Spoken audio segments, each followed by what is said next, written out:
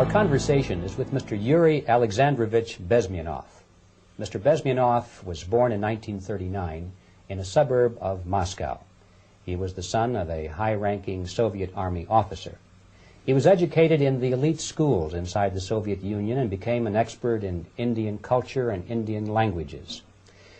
He had an outstanding career with Novosti, which was the, and still is, I should say, the press arm or the press agency of the Soviet Union. It turns out that this is also a front for the KGB.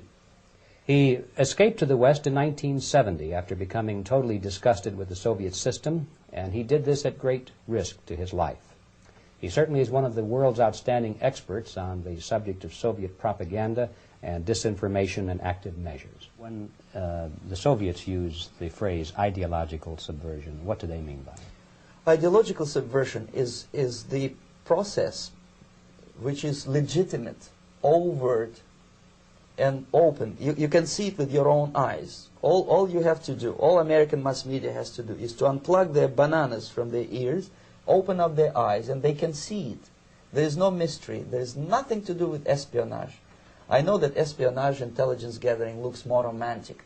It sells more deodorants through the advertising, probably. That's why your Hollywood producers are so crazy about James Bond type of thrillers. But in reality, the main emphasis of the KGB is not in the area of intelligence at all. According to my opinion and opinion of many defectors of my caliber, only about 15% of time, money, and manpower is spent on espionage as such. The other 85% is a slow process which we call either ideological subversion or active measures, активные мероприятия in the language of the KGB, or psychological warfare. What it basically means is to change the perception of reality of every American to such an extent that despite of the abundance of information, no one is able to come to sensible conclusions in the interests of defending themselves, their families, their community, and their country. It's a great brainwashing process which goes very slow, and it's divided in 4 basic stages. The first one being demoralization. It takes from 15 to 20 years to demoralize a nation. Why that many years?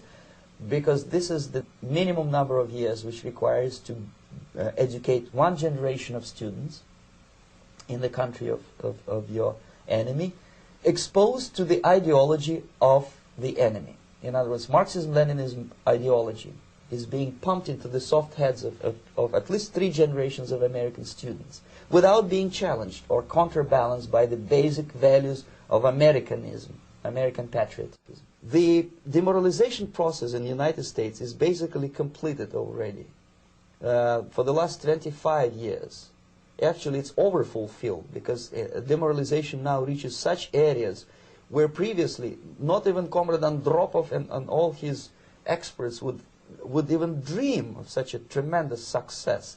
Most of it is done by Americans to Americans, thanks to lack of moral standards. As I mentioned before, exposure to true information does not matter anymore. A person who was demoralized is unable to assess true information. The facts tell nothing to him. Even if I shower him with information, with authentic proof, with documents, with pictures, even if I take him by force to the Soviet Union and show him concentration camp, he will refuse to believe it until he is going to receive a kick in his fat bottom. When a military boot crashes his, then he will understand, but not before that. That's the tragic of the situation of demoralization.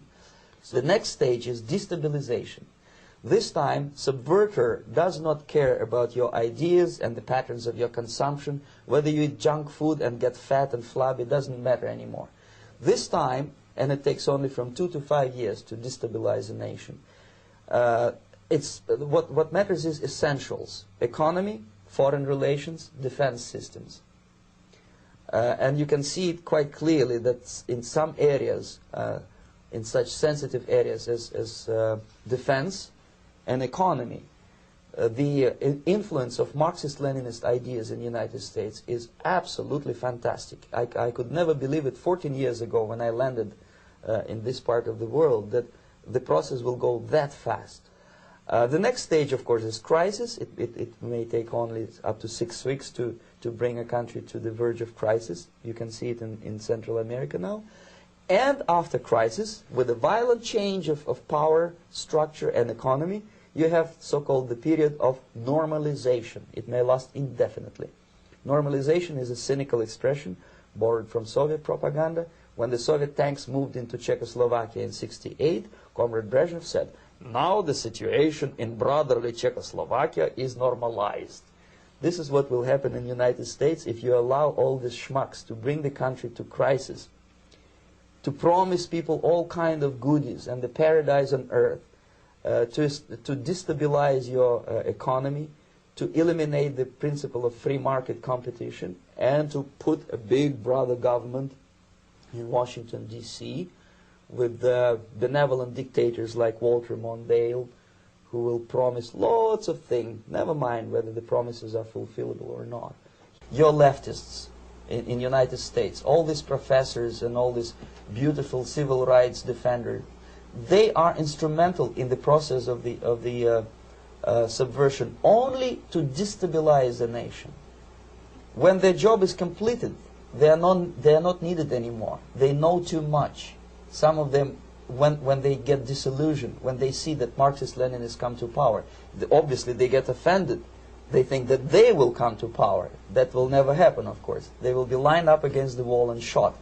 But they may turn into the most bitter enemies of Marxist-Leninists when they come to power. And that's what happened in Nicaragua. You remember most of these former Marxist-Leninists were either put to prison or one of them split, and now he's working against Sandinistas. It happened in Grenada when Maurice Bishop was already a Marxist. He was executed by a new Marxist who was more Marxist than this Marxist. Same happened in Afghanistan when first there was Taraki, he was killed by Amin, then Amin was killed by Babrak Karmal with the help of KGB.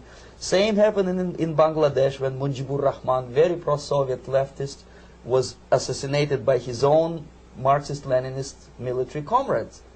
It's the same pattern everywhere. It's divided in 4 basic stages: demoralization, destabilization, crisis, normalization. They will be lined up against the wall and shot, wall and shot, wall and shot, wall and shot.